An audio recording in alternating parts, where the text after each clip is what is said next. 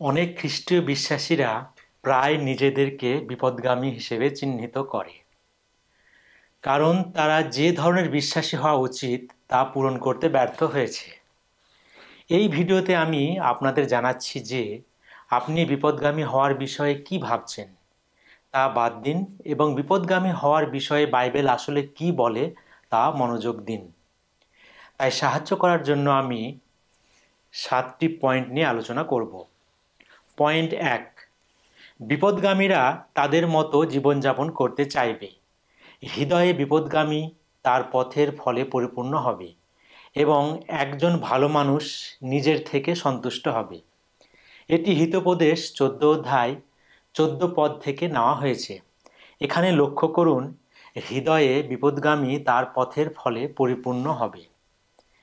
এর অর্থ হলো বিপথগামীরা তাদের মতো জীবনযাপন করতে চাইবে। তারা ঈশ্বরের জীবনযাপনের পদ্ধতির প্রতি যত্নবান হবে না। ফলস্বরূপ তারা তাদের পথের ফল ভোগ করবে। এই ফলটি ভালো ফলের কথা উল্লেখ করে না, কিন্তু ঈশ্বর আমাদের ভালো পথ দেখাতে চান। পয়েন্ট 2, বিপথগামীরা সমস্যায় পড়বে। জিরমীয় 2 অধ্যায় 19 পদে লেখা আছে, ঈশ্বর তার লোকেদের বলেছেন যে বিপথগামী তা সমস্যার দিকে নিয়ে যায়। যখন তোমরা বিপথগামী হও তখন তোমরা ঈশ্বরের সুরক্ষা এবং আশীর্বাদ ত্যাগ করো। এর অর্থ হলো তোমরা নিজের মতো করে জীবনযাপন করার পরিণতি ভোগ করবে। এটা যেন ছাতা ছাড়া ঝড়ের সময় বাইরে পা রাখার মতো। ঝড় জীবনের ঝামেলার প্রতিনিধিত্ব করে এবং ঈশ্বরের সুরক্ষা হলো ছাতা। যখন তোমরা ঈশ্বরকে ত্যাগ করো এবং নিজের পথে চলে যাও, তখন তোমাদের তাকে ছাড়া জীবনের ঝড়ের মুখোমুখি হতে হবে। এই কারণেই ঈশ্বর বলেন, বিবেচনা করো এবং বুঝতে পারো যে যখন তোমরা তোমাদের ঈশ্বর সদাপ্রভুকে ত্যাগ করো তখন তোমাদের জন্য কতটা মন্দ ও তিক্ত হয়। পয়েন্ট 3, ঈশ্বর চান বিপথগামীরা ফিরে আসুক। ফিরে এসো হে বিপথগামী ইসরায়েল, প্রভু বলেন, আমি তোমাদের উপর আমার ক্রোধ বর্ষণ করব না, কারণ আমি করুণাময়। প্রভু বলেন, এবং আমি চিরকাল ক্রোধ রাখব না। এটি জিরমীয় 3 অধ্যায় 12 পদে লেখা ছিল। এখানে ঈশ্বর বিপথগামীদের প্রতি তার করুণা এবং ভালোবাসা প্রদর্শন করেছেন। যদিও বিপথগামীরা তার কাছ থেকে দূরে সরে গেছে, তবুও ঈশ্বর তাদের ডাকছেন। তিনি বলেন, আমি করুণাময় এবং আমি চিরকাল ক্রোধ রাখব না।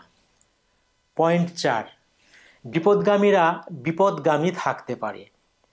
জিরমীয় 8 অধ্যায় 5 পদ, এই লোকেরা কেন পিছিয়ে গেছে? জেরুজালেম চিরস্থায়ী বিপথগামী, তারা ছলনা ধরে আছে, তারা ফিরে আসতে অস্বীকার করে। এই অনুচ্ছেদে ঈশ্বর জিরমীয়কে জিওধার লোকেদের কাছে কথা বলতে বলেছেন এবং ঈশ্বর জিজ্ঞাসা করেন, এই লোকেরা কেন ফিরে গেছে? এবং তার ঈশ্বর পর্যবেক্ষণ করেন যে জিহুদা প্রতারণা ধরে আছে এবং তারা তার কাছে ফিরে যেতে অস্বীকার করে। তাই যখন বিপথগামী হওয়ার কথা আসে তখন আমার সতর্ক করা উচিত যে লোকেরা বিপথগামী অবস্থায় মারা যেতে পারে। তাই বিপথগামী তাদের জীবদ্দশায় কখনো ঈশ্বরের কাছে ফিরে আসতে পারে না। পয়েন্ট 5, ঈশ্বর চান বিপথগামীরা তার কাছে ফিরে আসুক। জিরমীয় 3 অধ্যায় 11 থেকে 12 পদে লেখা আছে, ফিরে এসো বিপথগামী ইসরায়েল, প্রভু বলেন, আমি তোমার উপর আমার ক্রোধ বর্ষণ করব না, কারণ আমি করুণাময়। প্রভু বলেন।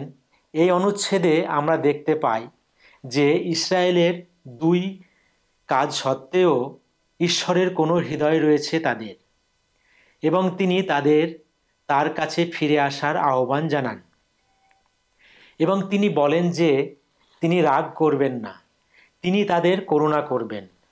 পয়েন্ট 6, ঈশ্বর বিপদগামীদের সুস্থ করতে চান। জিরোমীয় 3:22 হে বিপদগামী সন্তানরা, ফিরে এসো, আমি তোমাদের বিপদগামীদের সুস্থ করব। প্রকৃতপক্ষে আমরা তোমার কাছে আসি, কারণ তুমি আমাদের প্রভু। এই অনুচ্ছেদে আমরা যারা বিপদগামী তাদের প্রতি ঈশ্বরের হৃদয় দেখতে পাচ্ছি, এবং এখানে আমরা দেখতে পাই যে ঈশ্বর বিপদগামীদের সুস্থ করতে চান। দেখুন, পাপ মানুষের ক্ষতি করে। রোমীয় 6:23 আমাদের বলে যে পাপের বেতন মৃত্যু। তাই মানুষ পাপ ও দুষ্টতার জীবনযাত্রার কাছে আত্মসমর্পণ করে। তখন তারা তাদের চরিত্র, তাদের পবিত্রতা, তাদের নৈতিকতা বোধ এবং ঈশ্বরের নিকটবর্তী হওয়ার সাথে সাথে আশা শক্তিকে হত্যা করে। যারা বিপদগামী, ঈশ্বর তাদের বলেন, আমার কাছে এসো, আমি তোমাদের সুস্থ করব।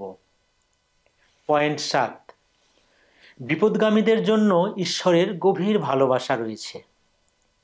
হোশেয় 14:4 লেখা আছে, আমি তাদের বিপদগামীদের সুস্থ করব, আমি তাদের মুক্তভাবে ভালোবাসব, কারণ আমার ক্রোধ তার উপর থেকে সরে গেছে। এই অনুচ্ছেদে হোশিও ইসরায়েলের সাথে কথা বলেন, এবং আমরা এখানে দেখতে পাই যে ঈশ্বর বলেছেন যে তিনি ইসরায়েলের বিপদগামীদের সুস্থ করবেন এবং তিনি তাদের মুক্তভাবে ভালোবাসবেন। তাই লক্ষ্য করুন যে বিপদগামী লোকেরা যতই খারাপ হোক না কেন, ঈশ্বর চান যে সেই লোকেরা জানুক যে তারা তার কাছে ফিরে আসতে পারে। ঈশ্বর এখনও তাদের সুস্থ করতে চান এবং তাদের প্রতি তার গভীর ভালোবাসা রয়েছে। আমেন।